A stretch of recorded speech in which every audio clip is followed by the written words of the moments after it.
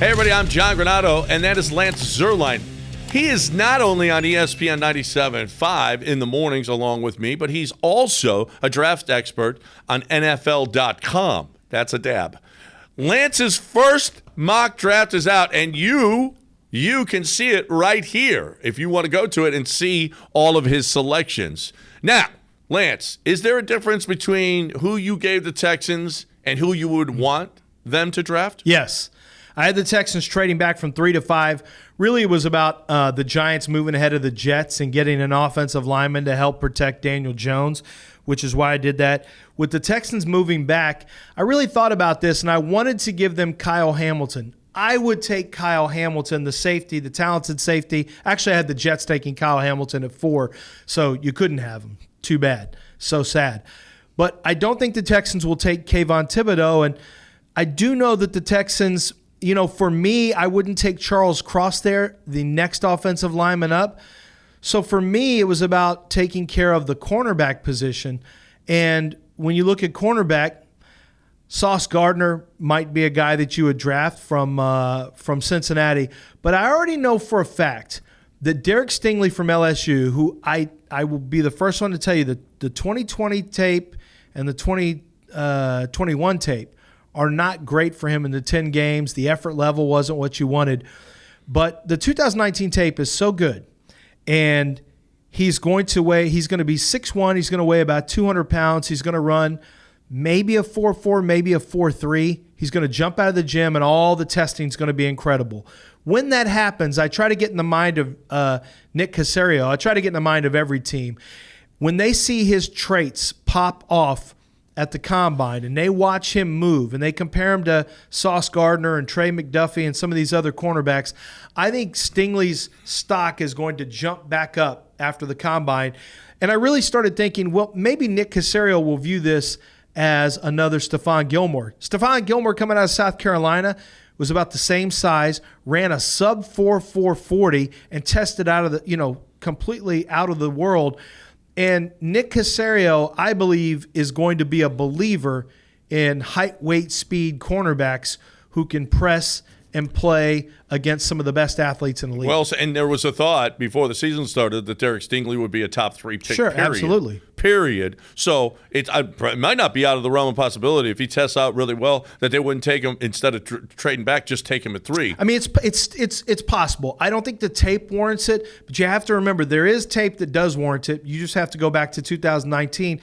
Pandemic has done what it's done over the last couple of years, but I'm telling you right now, the combine is going to be monstrous for Derek Stingley. And when he performs well, and he will perform well, you're going to see his stock reinvigorated. Well, man, my hope is that they do trade back, and they could trade back a couple spots, 3 spots, and still get Sauce, still maybe get Stingley. They still can get a very, very good, or one of the other offensive linemen that are close to Evan Neal anyway. So that they're in a really good spot. And trading back would be ideal. I love that you put that they traded back and picked up some more picks, because that's exactly what they need. Now, you did tweet out after the Super Bowl that you'd take a first from the Bengals for Tunsil.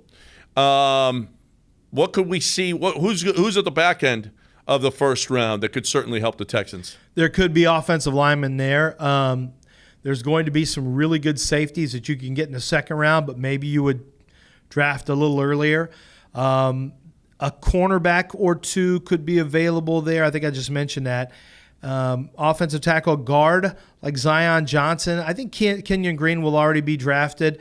If Tyler Linderbaum were to fall because he's an undersized center, I would grab him in a heartbeat.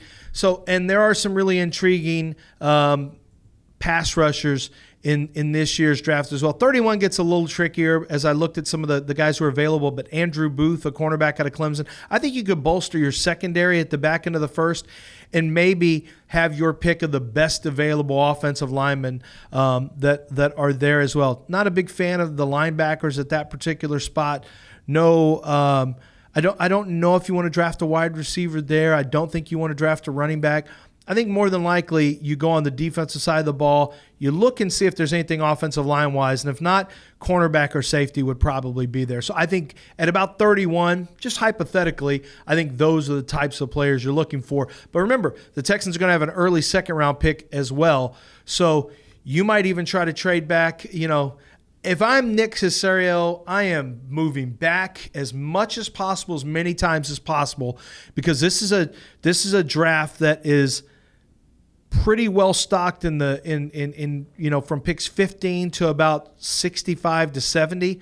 So get in that direction and get future picks if you can. That's another way to play this when the draft is maybe a little better. I wouldn't mind a running back at 31 because you get that extra year out of him. You don't go for that as opposed to giving him that big contract. But is the right guy there? If the right guy is there. I just don't know if there's a running back in this draft that – I'm actually with you. I like picking up that 5th year for running backs. Yeah. I think that's actually smart. Analytics they need people, it so bad, though. But I just don't know if there's a running back that is worthy. You don't have any running backs in the first. No, I don't have any running backs. And I really don't think there's going to be. Now, you also got a bunch of pushback for your Tunsil tweet because Texans fans think that he's worth more than a first-round pick, the 31st pick overall. Listen.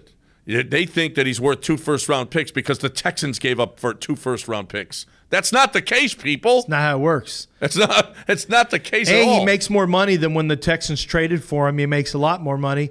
B, he didn't come back and play this year. He just left in October, and the thumb the thumb hurts. I'm out the rest of the year.